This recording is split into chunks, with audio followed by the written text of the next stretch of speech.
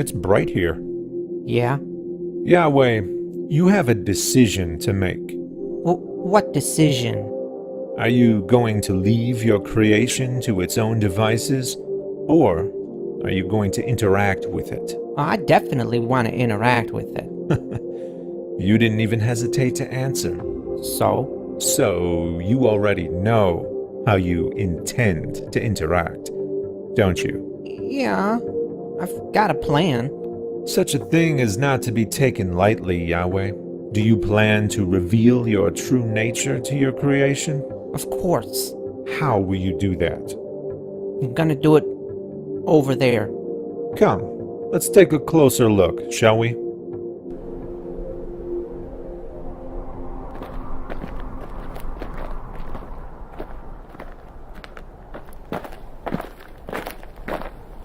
Here. Here? Only here? Yeah. This general area. This is where I'm gonna reveal myself to my chosen people. And give them my commands. I see.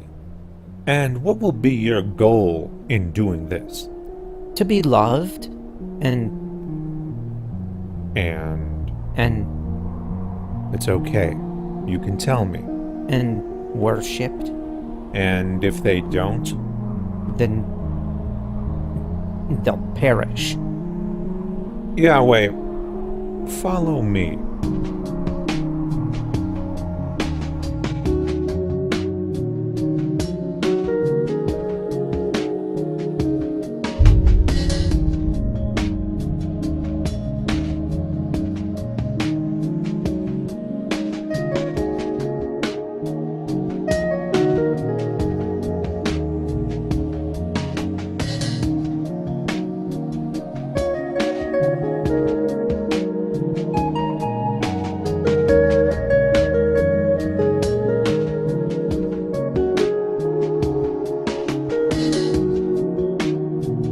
This general area, from the Tigris in the east to the Mediterranean in the west, and from Mount Ararat in the north to the Nile in the south, this tiny section of your creation will encompass the entirety of your interactions, recorded within your sacred texts. Tiny? This is a rather significant portion of land, if you ask me. Oh, it surely is, Yahweh, but this is hardly the extent of your creation. While you involve yourself with the traditions and politics of this little area of the world, the rest of the planet will continue in its many diverse ways without your interactions. They will develop their own religions and cultures, many of which will conflict with the ones you grace. From the many tribes of Africa to the Celts of Europe and to the rest of Asia, Buddhists and Hindus of China and India, vast land masses populated by billions of people. You will not interact with them. What of Indonesia and Australia?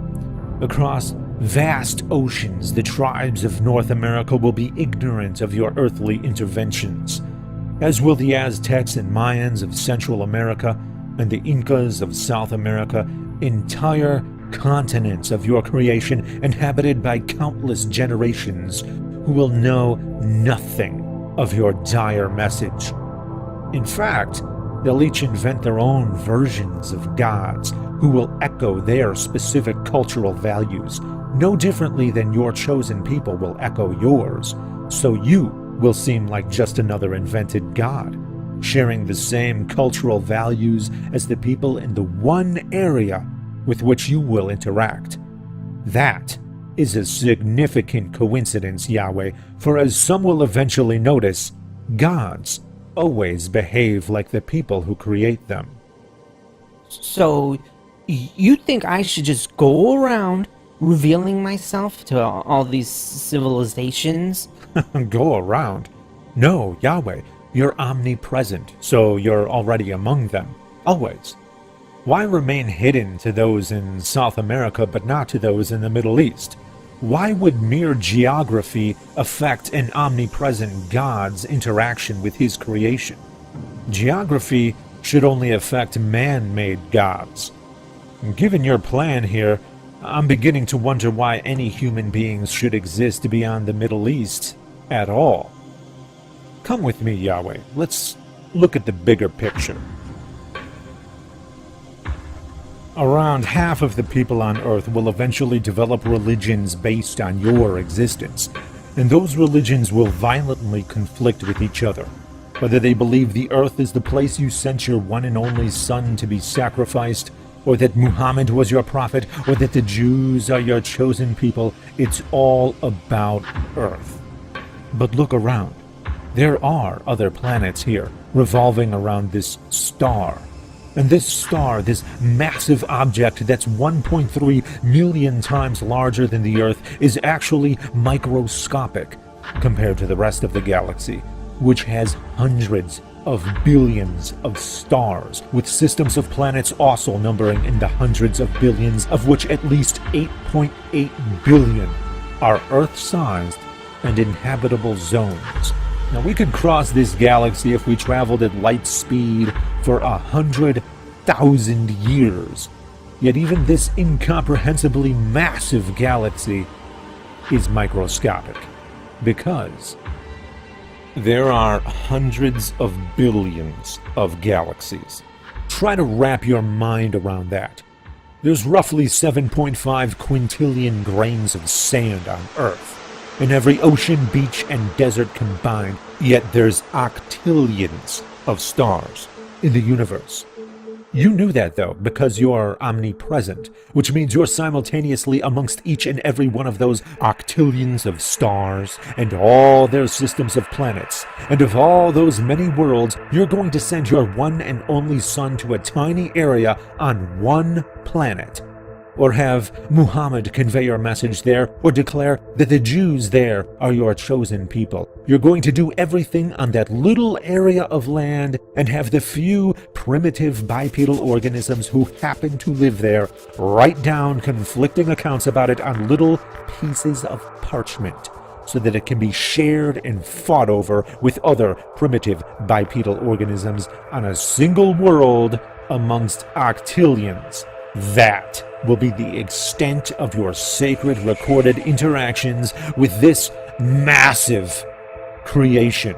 Tell me, Yahweh, why have you decided to limit yourself this way?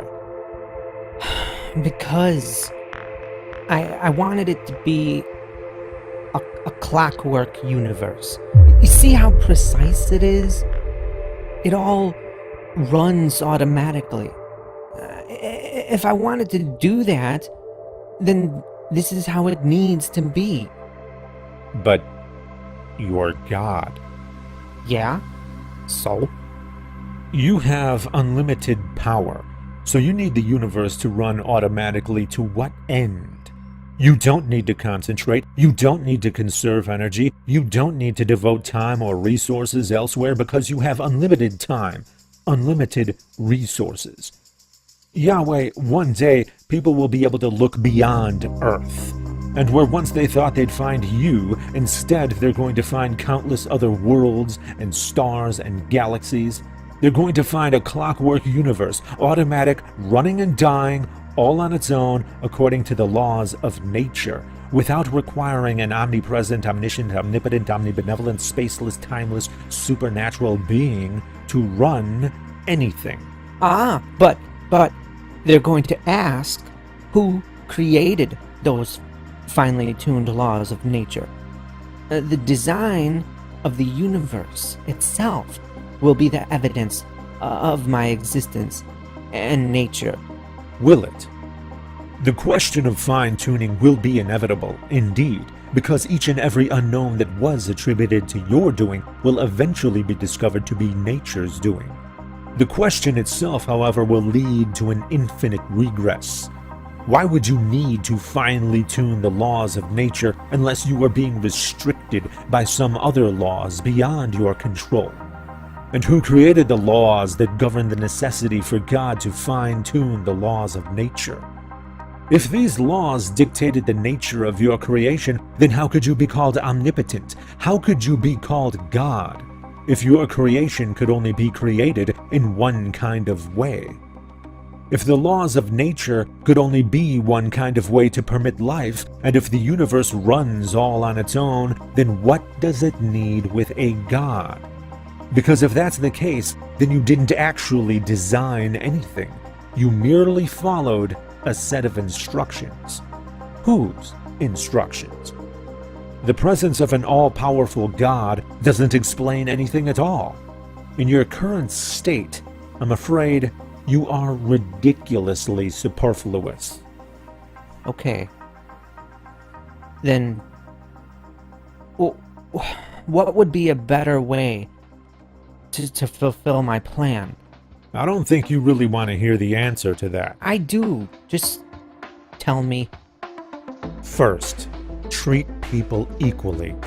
Do not have a chosen people and do not rely upon flawed human beings to spread your message, for they will corrupt it to achieve their own ends. Instead, you yourself should convey your message to everyone in your creation equally, with consideration to their unique standards across all 7 continents on Earth and everywhere on every other planet with intelligent life. That way, there could be no misunderstanding or deception regarding your message. Do not attempt to convince or coerce people to love you through rewards or punishments. It's not real love if it's not born of one's own volition. Do not make a clockwork universe. Create a universe that demands your presence and interaction in order to run, so that it will make absolutely no sense unless you are there to run it as an integral cog in the machine. That way, when people see the universe, they will not see an automatic universe like it is now, running and dying all on its own. They'll see a universe in which you are completely inextricable and undeniable.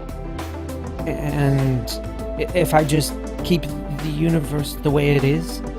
This is the incomprehensibly vast and indifferent universe that is exactly what we would expect to see if left to its own devices, ungoverned by any gods.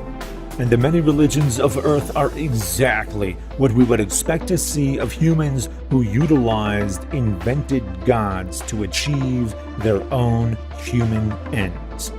If you truly cared to commune with your creation, then you've gone about it in the exact opposite of the way you should have. Curious, isn't it, God? God?